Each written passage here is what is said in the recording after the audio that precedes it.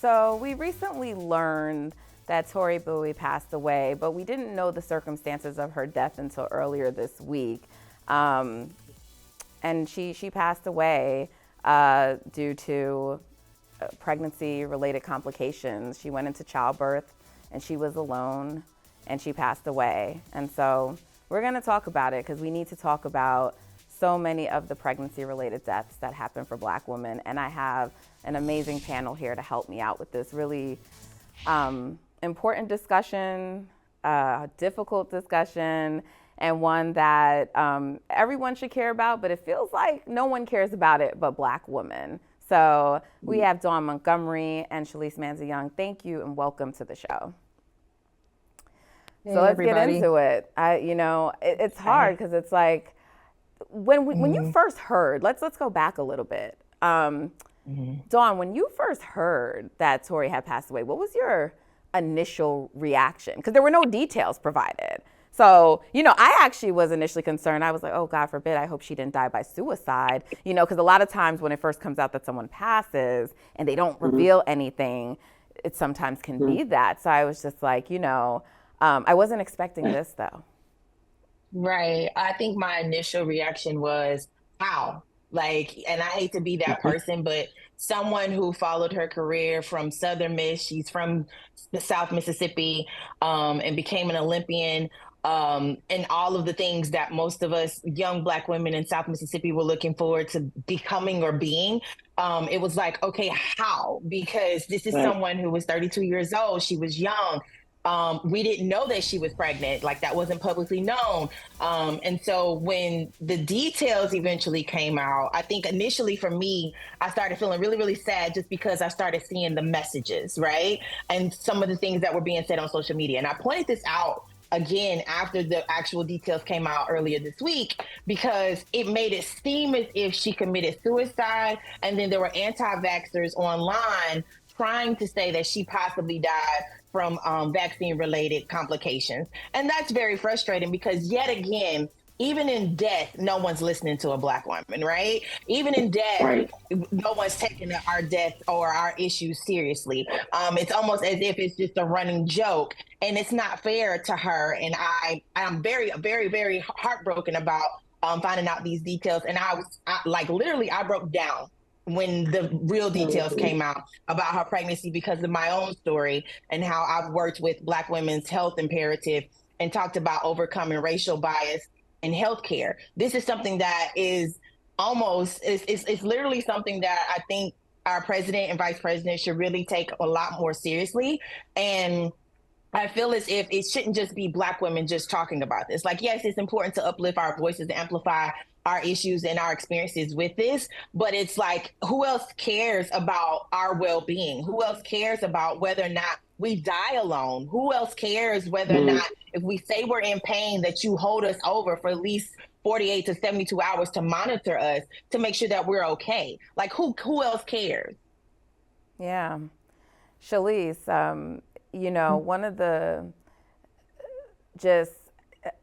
remarkable probably isn't the right word, but one of the things about this story is that her teammates almost experienced death as a result of pregnancy. How can someone pass away and then in such close proximity have two other teammates that experience something that's life-threatening also because of pregnancy?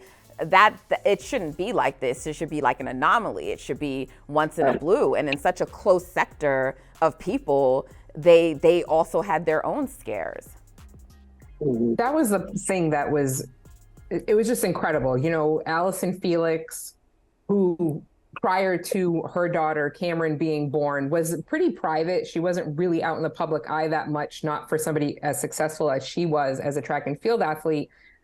We already knew her birthing story. And then Tiana Madison, who at the time was competing as Tiana Bartoletta, was one of the other members of that 4x100 group from the 2016 Rio Games. And those two women, Tori Bowie and English Gardner, they ran the second fastest 4x100 time ever. They won the gold medal that year. And here we are 7 years later, and three of those four women pregnant and one of them died and two of them nearly died. And as I wrote, in any other country, that probably wouldn't happen, but it would be an absolute stain on the community, the medical community, the government.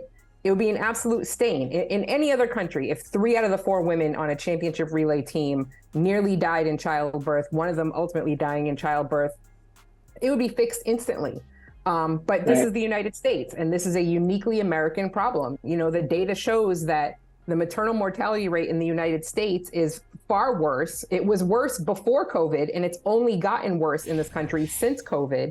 And the gap between the number of Black women who die because of pregnancy versus the number of white women who die in pregnancy, that gap has gotten larger. It doesn't matter if we're educated or not. You could have a PhD as a Black woman, and your chances of dying in childbirth are still higher than a high school educated white woman.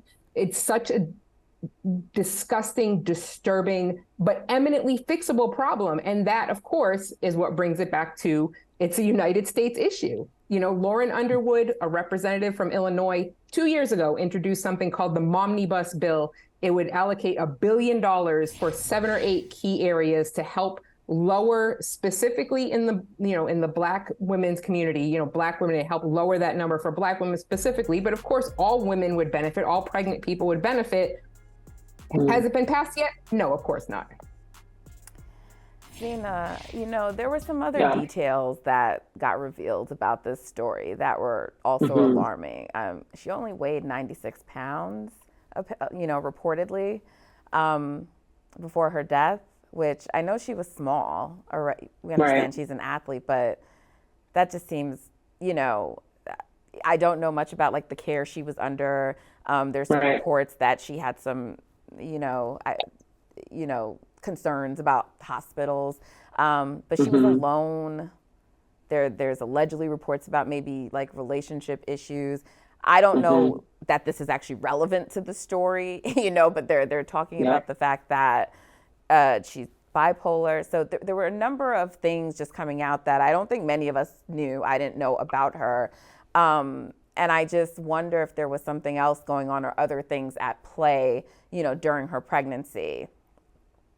And that's the thing that stresses me out the most about this situation. And I shouldn't stress, because that's literally the thing that is causing so many issues within Black women. When you think about the generational epigenetic impacts on the way that we carry ourselves through the world, having to carry the burdens of so many other people or so many of our communities, and how that can impact us. In our personal health, when we're carrying life. I mean, these things are real things that are going through our bloodstream, particularly in the United States. You think about the fact that Tori Bowie was from Mississippi, right? Think about where she came from, a town that she once said had one street light, and the pressure she felt to represent for her people and to help and give back to her people. That's a lot of stress. Then you hear about these alleged issues with her partner with whom she had the baby. That's a lot of stress. Then you think about the fact that she was a public figure representing the United States and performing and competing on high levels. That's a lot of stress. And so this whole situation is so nuanced, because you're talking about the systemic issue of people not caring about Black women and Black mothers.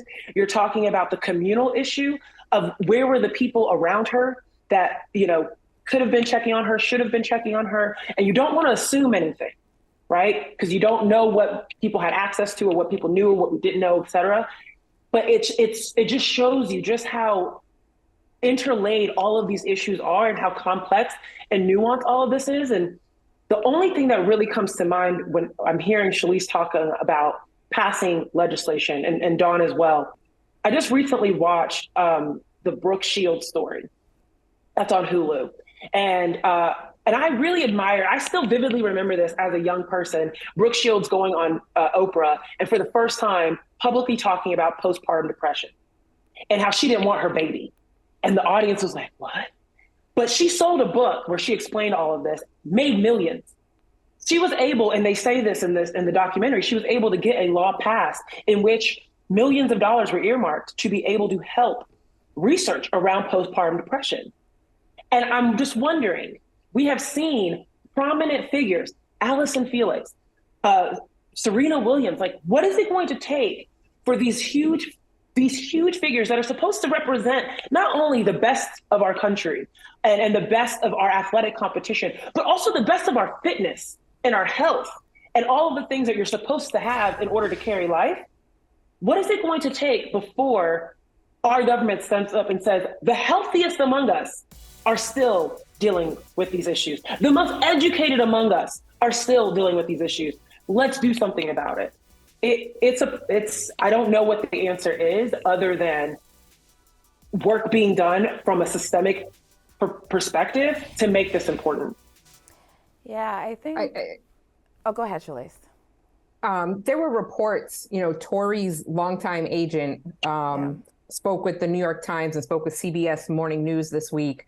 And she said that Tori had become more reclusive in recent years, but they had been speaking during Tori's pregnancy. And she said that the last time she spoke to Tori didn't complain about any sort of health issues and was happy. So it does seem like there are still a lot of unanswered questions, but it does sound like there were people trying, to maintain contact with her. Yeah. Apparently, according to the agent, there was some talk of Tori maybe moving from Florida, where she was at the time, to Atlanta, because that's where the agent lives, and for the agent to help her, take care of the baby, which I believe was a girl.